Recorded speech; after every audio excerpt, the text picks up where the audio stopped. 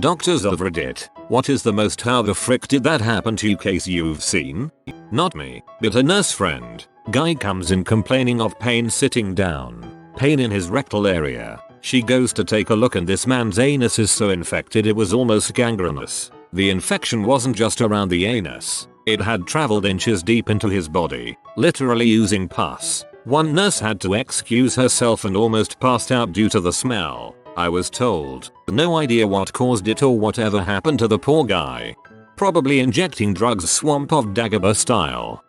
70-year-old guy came into the VA clinic for a bad cough and admitted due to temp of 104F. He was mine and I found lumps on his neck on exam. He had tuberculosis, scrofula. So, why does he have TB in the US? We do HIV test and he's been with some prostitutes. He also developed some other complications and was finally discharged after 4 weeks. Poor guy got a cough from fricking. My cousin is a paramedic in a large city and had these stories. 1. Victim is a powerlifter with a home gym. Tries to squat too much weight, and on the upward push herniates his sphincter. When he got there the man had 6-8 inches of his small intestine coming out of his butt. Apparently the medical street slang for this is red socking yourself. 2. Victim is a man with a flashing fetish. Late in the night, he walks to a 7-Eleven, waits until the female cashier turns her back, and then opens his jacket so his erect member is lying on the glass countertop by the register. In a panic, the cashier grabs the first thing she could find, a can of tomato soup, and in an adrenaline rage brings the can down on his erect dong. He said this apparently almost entirely severs the man's dong, which fully erect is moving a lot of blood through it. He said the man nearly bled to death and the 7-Eleven looked like a murder scene when they arrived. 3. Victim is a morbidly obese man, completely naked, masturbating with a can of soup lubed with honey he is shoving up his butt.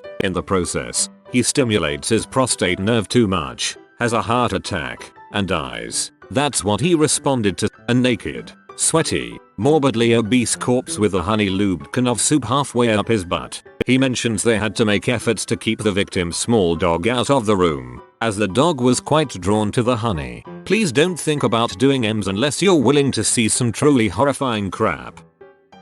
Not a doctor but former psychiatric nurse. I have seen all manner of weird and wonderful things, yet the most perplexing was a young girl we nursed in PICU with history of pica. When we took her for x-rays, due to her complaining her stomach was hurting, we found a belt buckle, a full-size spoon and butter knife as well as an assortment of batteries. As far as I recall, as it was some time ago now, they had to operate immediately to remove, and again if I recall correctly it was the batteries they were most concerned about, as if one exploded started leaking it would have caused irreparable damage. I have never seen a set of x-rays like it and seeing was believing. Incredible how the heck she managed to get them in there, but never underestimate the willpower of psychosis.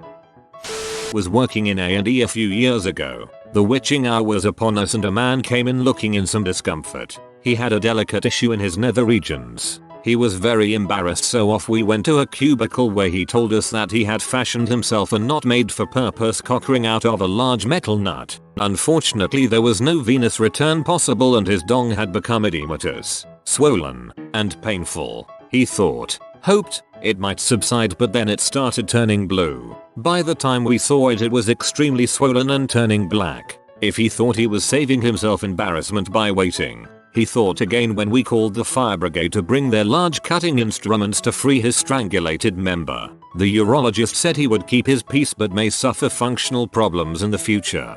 That guy's freaking nuts.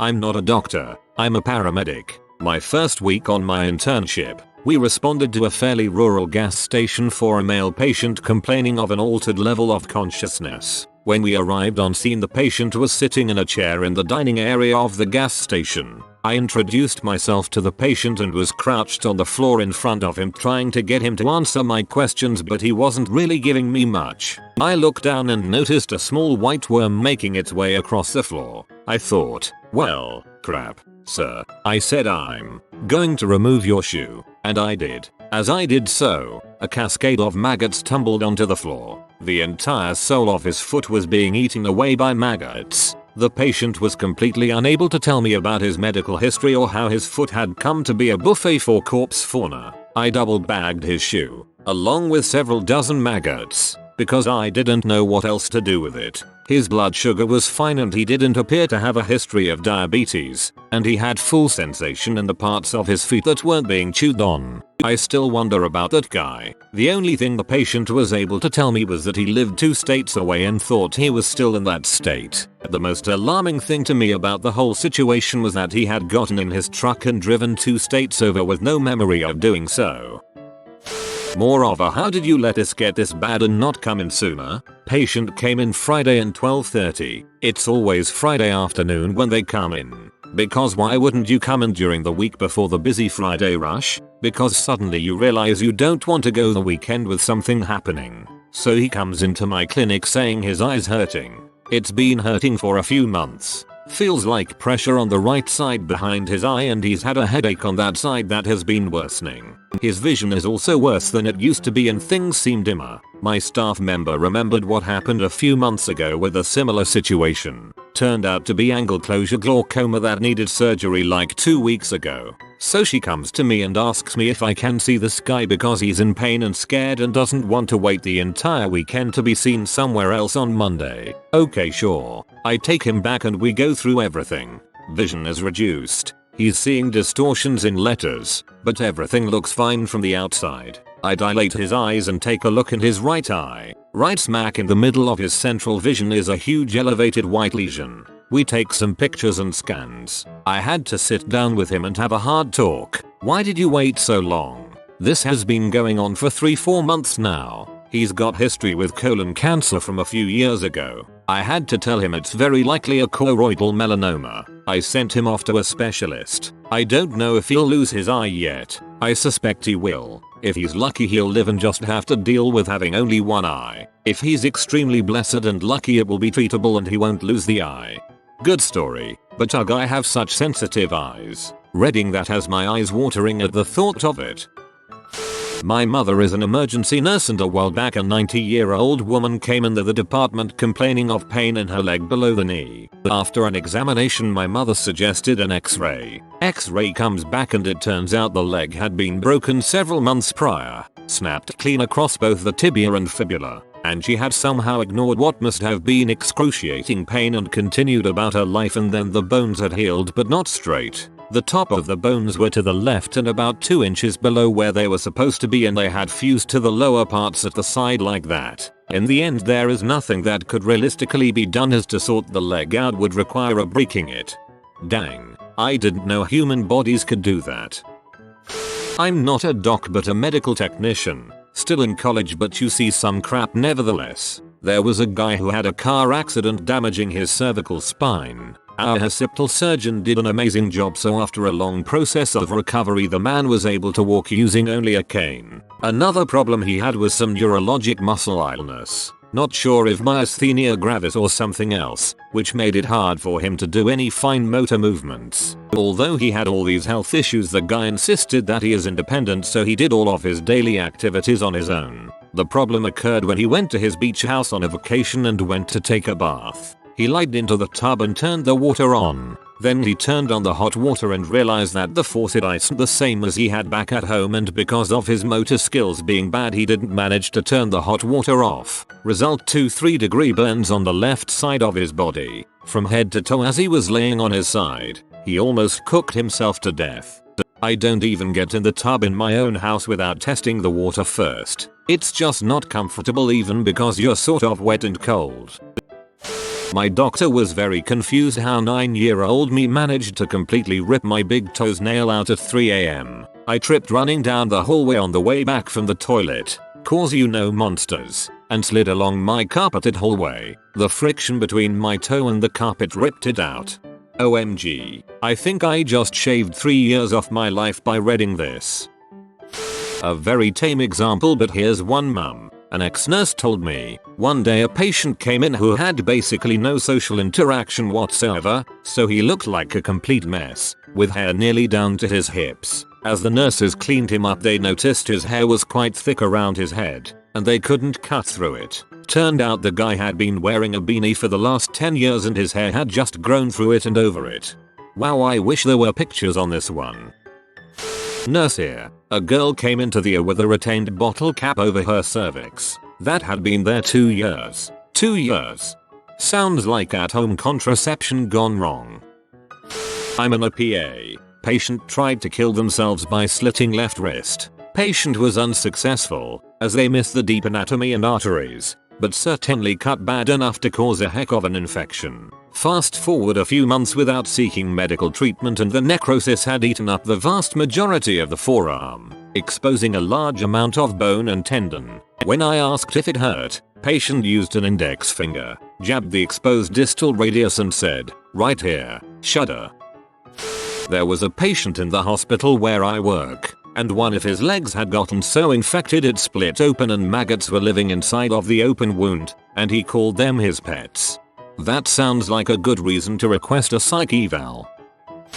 Doctor, multiple incredibly advanced cancers, mostly breast, head and neck, cervix, and anal. 1 or 2 vulva cancers that was particularly bad as well. Worst non-cancer case was during intern year. Morbidly obese man comes through ED, so large he had to have 2 bariatric beds pushed together. He wasn't to be my patient but he had a lot of anxiety and embarrassment with female doctors. For some reason we just had a connection.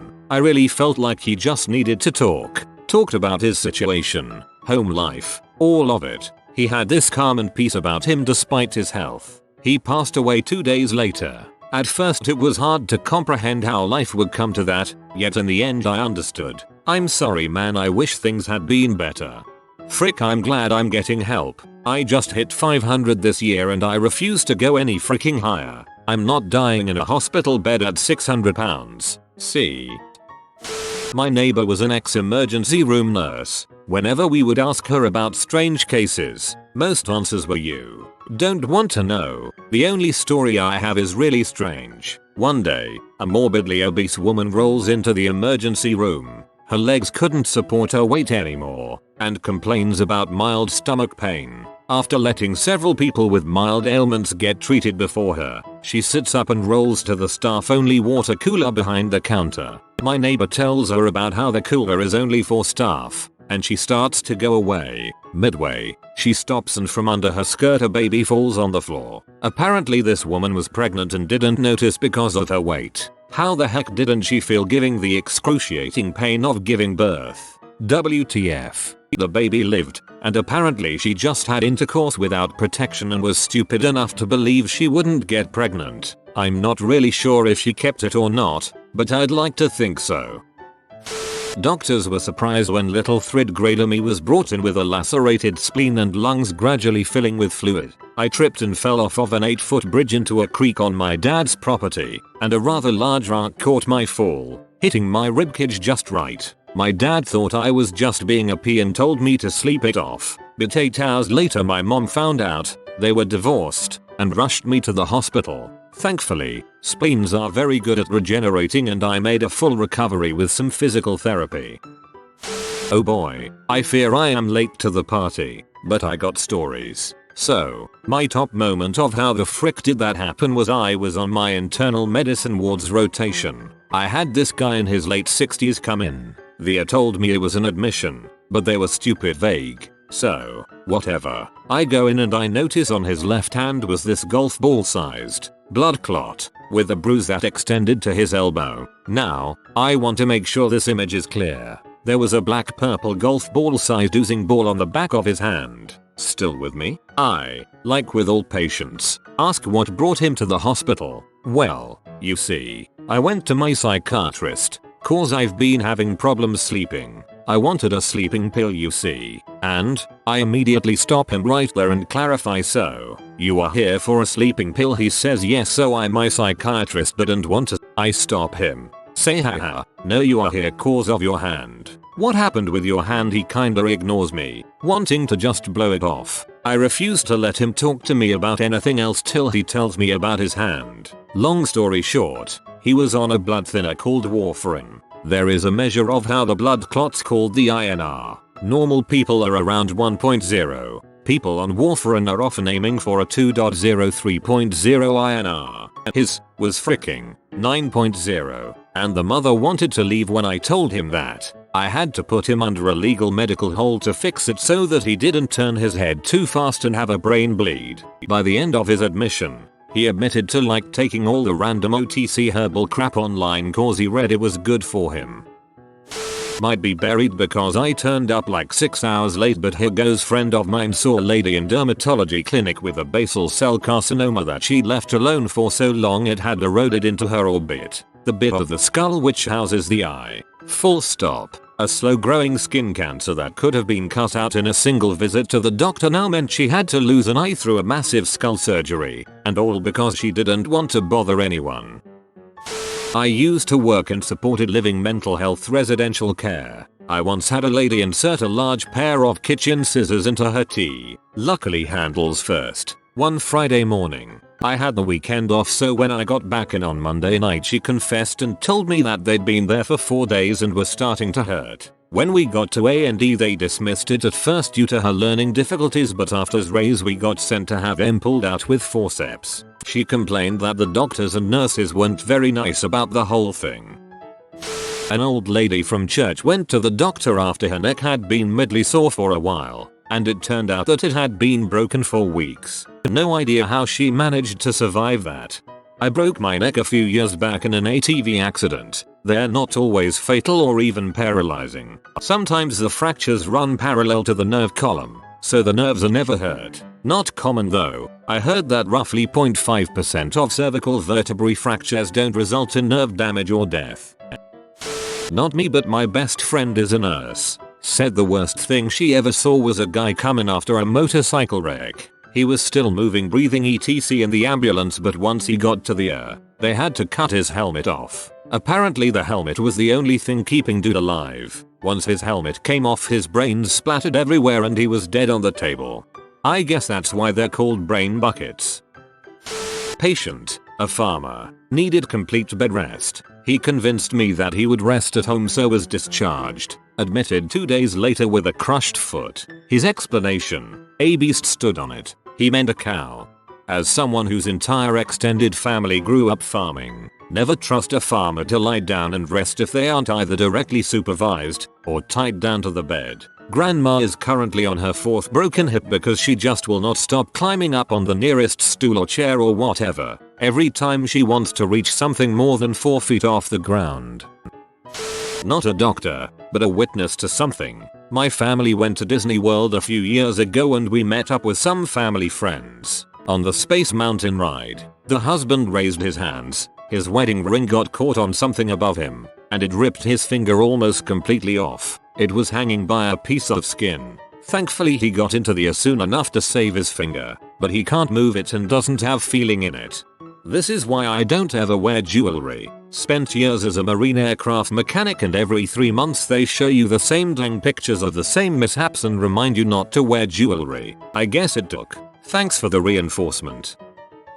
There used to be a brand of vacuum cleaner looked like a sideways barrel on 4 wheels with a suction port on one end and an exhaust on the other. It was just the right height and circumference for doggy style non-organic humping. One year the new model comes out in the metal, high-speed fan that provided the suction had been moved from the exhaust side to the suction side. That year a whole bunch of men appeared in areas across the nation with the same story to explain dong lacerations. They were vacuuming in their bathrobe when somehow the robe opened and the dongs got sucked into the vacuum. Not a doctor but a paramedic told me this one. Got a call to a house where a teenage boy had suffered a dong injury. Remember those glass stirring rods from science class? Kid took one home and put it down the aisle of his dong. It broke. Shudder. My T just closed up in sympathy, oh my god. God, so many. Not a doctor but a nurse practitioner in the air. Toy car in a condom in the butt. Giant pill bottle in the butt. The best is probably the guy who was being a good Samaritan and picking up the garbage bag in his neighbor's driveway and, sure enough, a needle slipped out and got lodged in his left AC. Our surgeon called him on his bulls, which was hilarious. User. Bulls? Really, why can't people just get proper play toys for back doors? They're not that expensive. Ophthalmology here. I was called to the ED to examine a teenager for a gunshot to the eye. He heard a knock at the door, looked through the peephole and was shot directly in the eye. Unbelievably, the bullet stayed within the orbit without penetrating the brain, so when I saw him his globe was ruptured, but he was playing a video game that I had to take away to examine him. My friend is a doctor and he once had a patient who accidentally shot his dong off because his gun went off in his pants. Still a third year med student, but my dad is a psychiatrist who used to work for the Center for Victims of Torture. I knew it was a really bad day as a kid when he came home and just sat, watching us, crying. Ouch, this one hurt. I work at a hospital, and about a year ago, we had a guy come in that had injected car battery acid into his arms. The ED doc had no clue how to treat him. Not sure what ultimately happened to the dude. This was about 10 years ago when I was a pediatrics resident. I had a patient from a juvenile detention center admitted for sudden inability to walk or stand. He started peeing brown and it was found he had rhabdomyolysis, severe skeletal muscle breakdown, that was threatening to shut down his kidneys. He had no idea how this happened and claimed he woke up and suddenly couldn't use his legs. The second night of his admission his mom and sister came to visit. His mom left, but his sister stayed the night in his room. The next morning, I go to his room on rounds to discover this dude boning his sister in his hospital bed.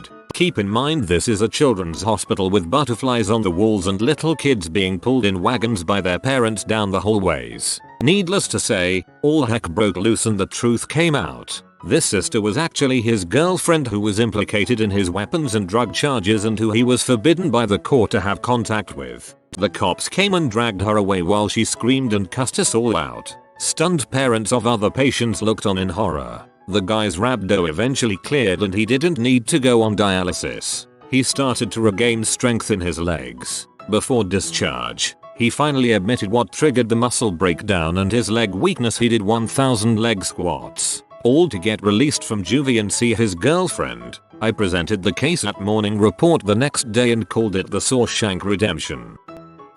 Not a doctor but a nurse. Patient had zero skin on his dong. Zero. It was nothing but the muscle. It's actually fascia, not muscle. I was using muscle to help facilitate the image of what it looked like. I had to put special ointments and stuff on it. The reason being diabetes. Apparently his GF nicked him with a tooth during oral. Since diabetes creates delayed wound healing, it started becoming necrotic. But caught it early enough they could just remove the skin before it got into the deeper fascia and compartments of the dong. Otherwise dude Walder lost his junk. Not my patient, other than fellow residents. He's presenting an admission from the previous night to the attending senior physician. A woman with some intellectual disabilities and some stereotyped behaviors, one of which was picking at her scalp. Her caregivers had been trying to take care of this but finally brought her in when they noticed that the hole was getting kind of deep. My co-resident was describing the physical exam and said something like there was a 3 cm defect in the scalp that appeared to be about 4-5 cm deep. The attending interrupted him at that point and said, "Wait, it can't be that deep. She'd be right through her skull and into her brain at that point." The resident coughed, looked uncomfortable, and said, "Yes, that's correct. Let's get to the head CT." Basically this poor woman had picked her scalp to the point where she'd gone right through the skull and started to pick at her brain. If you are new to the channel, you can subscribe. I publish new videos every day. Until then, check another video.